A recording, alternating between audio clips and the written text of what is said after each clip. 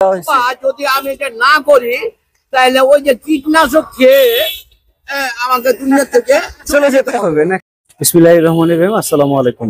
আশা করছি সকলে ভালো আছেন এবং সুস্থ আছেন। এই মুহূর্তে আপনারা দেখতে পাচ্ছেন আমি আছি নওগাঁ জেলা সাপাহারের আমের বাজারে।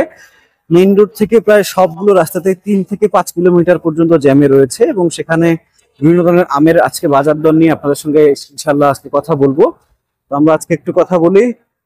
ভাইজান আসসালামু আলাইকুম, কেমন আছেন ভাই? আলহামদুলিল্লাহ। রূপালীর বাজার কেমন আজকে? খারাপ তো হচ্ছে আজকে একটু খারাপ, গত 2 দিন আছে নাকি? না, কাল থেকে বাজার খারাপ। কালকে থেকে খারাপ। প্রথম এক সপ্তাহ তো অনেক দাম কম ছিল, সেই তার থেকে বেশি বাজার খারাপ। 2 দিন থেকে একটু খারাপ। কত বলতেছে দাম? 1200, 1250, 1400। রূপালী 1200-1400 বলতেছে। দাঁত তো খুব বেশি নাই, কিছু কিছু জায়গায় আছে, কিছু আবার নাই। তা কি নিয়ত করছেন, কত হলে ছাড়বেন? 1700, 1800 হলে ছেড়ে দিব। 1700-1800 হলে ছেড়ে দিবেন না? তাতে তো যা অবস্থা, গত বছর থেকে তো অনেক দাম কম, অর্ধেকের কম। দাম নাই। এইভাবে কি চাষিরা আসলে বেঁচে থাকবে? না, অবস্থা তো খারাপ। অবস্থায় এমন দাঁড়াচ্ছে যে ভিক্ষা জুটবে না। হ্যাঁ বলেন চাচা। এবার আম থেকে যে টাকা পাবো জি, তাতে আপনার লেবার, ফিস খরচ, তারপর জমির যে নিজের টাকা জুটবে না। তাতে আমার দেখি যে 1 বিঘা জমির দাম আমার 12 লক্ষ টাকা। এই 12 লক্ষ টাকা জমি বিক্রি করে আমাকে এই সব টাকা পরিশোধ করা লাগবে। মানে যে পরিমাণ কীটনাশক কেনা হয়েছে বা জমিদারকে দেওয়া হয়েছে। অথবা যদি আমি এটা না করি তাহলে ওই যে কীটনাশক খেয়ে আমাকে দুনিয়া থেকে চলে যেতে হবে নাকি? তবে আমরা চাই, আল্লাহর কাছে দোয়া করি যেন বাজারটা স্বাভাবিক হয়। আর এই সাপারের মাটিতে মনে হয় না যে হবে।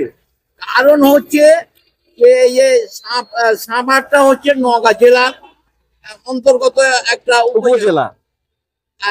এখানে আসছে আপনাদের চাপাইরাম, তারপর আসছে আপনার দিনাজপুর, চাঁপাইনবাবগঞ্জ, দিনাজপুরের আমও এদিকে আসে। এখানে সব আসছে। এইসব আম এসে কিন্তু বেশি গ্যাঞ্জাম হয়ে যাচ্ছে, যে কারণে দামটা অনেকটা আগের চাইতে কম। আর একটা জিনিস হচ্ছে যে আড়তদাররা এবং ওই যে ব্যাপারীরা যে কি যে হয়েছে এদের, বুঝছেন, আমরা আম নিয়ে আসছি আর ক্রয় করছেন। আচ্ছা চাচা, আরেকটা বিষয় বলি, সেটা হচ্ছে মাঝখানে তো মাইকিং হলো, কেজি ধরে আম কিনতে হবে। হ্যাঁ, আর আপনারা এখনো, আমি যতটুকু শুনলাম আজকে, যে এখনো 51 কেজি 52 কেজিতে আম নেয়। 52 কেজি।